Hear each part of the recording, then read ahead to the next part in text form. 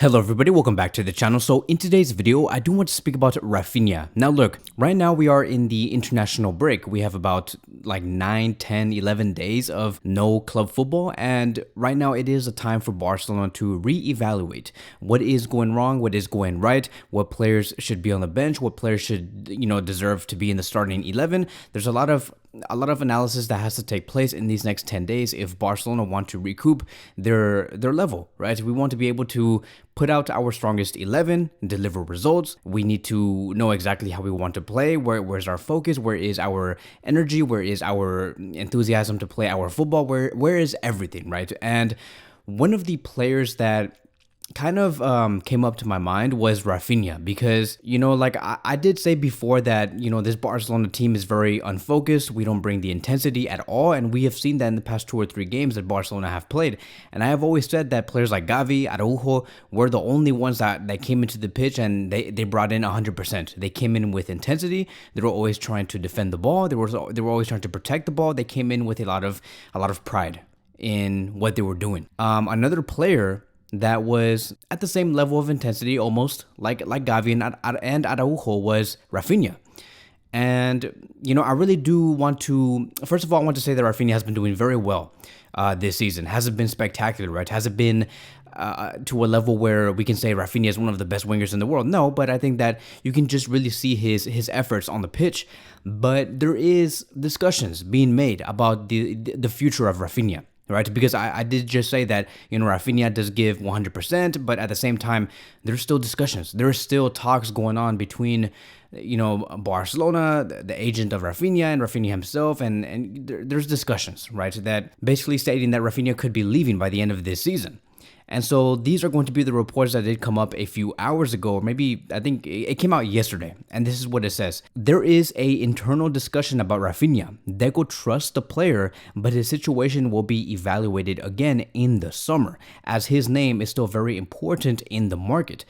Then it continues to say here that Raphinha does not even want to hear about leaving Barcelona, but everything will be open at the end of the season. He's not playing with the necessary confidence, and things don't work out. It has also been said that Newcastle are still interested in Raphinha. Chelsea also have him on the radar, and Chelsea already tried to sign him from Leeds, but the player declined their offer to sign for Barcelona, who offered less money. Then Sport continues to say that that Raphinha already had important offers in the past summer, which was about 3 or 4 months ago. From the Premier League and from Newcastle especially, they tried to sign him, and there were some approaches from Saudi Arabia, which you and me are very familiar with, right? Saudi Arabia wanted, right? There were many clubs in Saudi Arabia that wanted Raphinha, and they were willing to pay a lot of money. But at the same time, Raphinha did not want to. He wanted another season, another chance to win more trophies with Barcelona. And it has also been said that Deco was convinced that this season he could explode for sure. And so, again, I'm not trying to. I'm not making this video to. I know that I critique a lot of players, but this is not what this video is going to be about. I just want to make this video because I like the uprise and I like the come up that Raphinha had in the past, I would say a year and 4 months, because Raphinha was at Leeds not too long ago, about a year and a half ago. And he was one of the main reasons on why Leeds continued to stay in first division football in the Premier League. And he was one of the leaders, even though he did not wear the captain armband. He was one of the leaders, and he scored goals. He provided assists. He was a true warrior and represented Leeds greatly. And so he came from almost getting relegated to going and staying in the first division of the Premier League to winning La Liga with FC Barcelona and being one of the main protagonists of the squad. So his come up is very real. And I think this is the reason why Raphinha wanted to stay for another season. And he's like, okay, look, I came from Leeds, I went to Barcelona, I won La Liga, and now I want to go on a second season with Barcelona and win even more.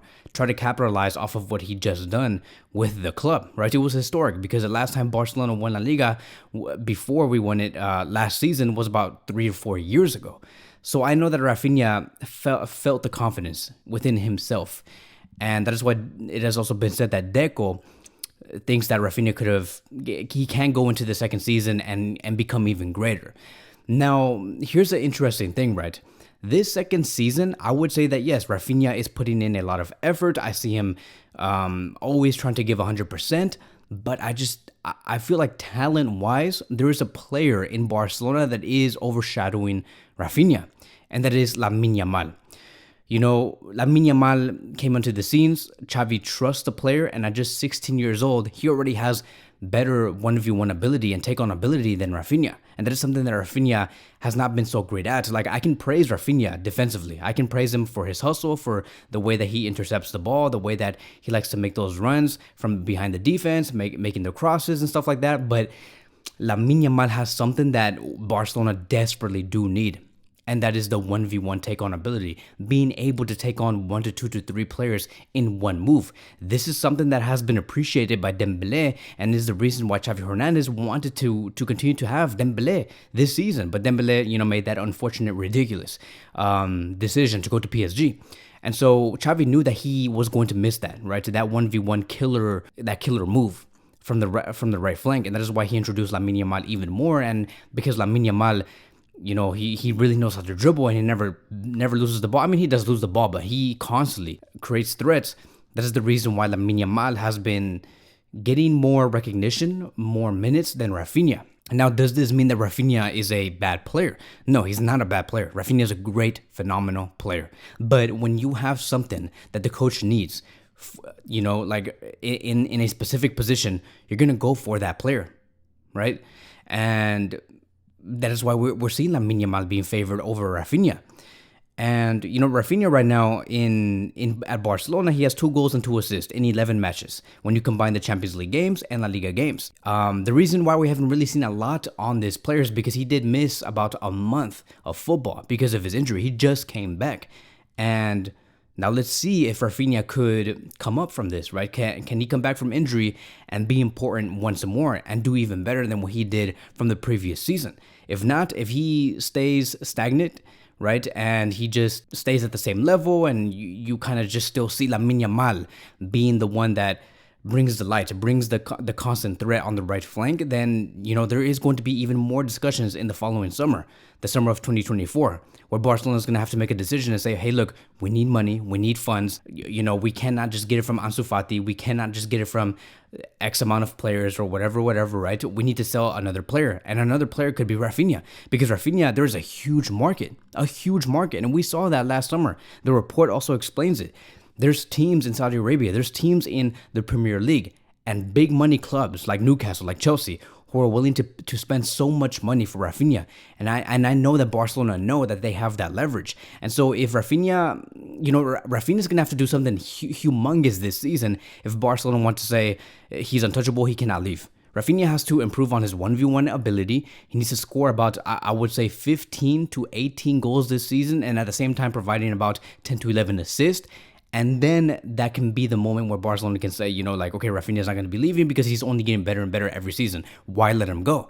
But again, if Lamine Yamal continues to start, he gets more minutes, Xavi trusts the player, and you see Raphinha being sidelined constantly, Barcelona will be making that move, and they will be saying, okay, who wants to buy Raphinha, because we need the funds. And, I know it sounds very unfortunate, because I know that there is like a lot of Raphinha fans here, and I know that you guys do favor the player.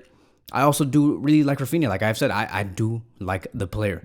And I remember that there was this whole narrative about how Raphinha needs to be unlocked, and the only way you could unlock Raphinha is by bringing in a true right back that can overlap Raphinha. But that hasn't really happened yet, mainly because of his injury, right? So we couldn't really see Raphinha and Cancelo play a lot together. But even when they do, there hasn't really been anything special that has immersed into the pitch. We have seen them play with each other quite a few times, but nothing really has happened from those two players.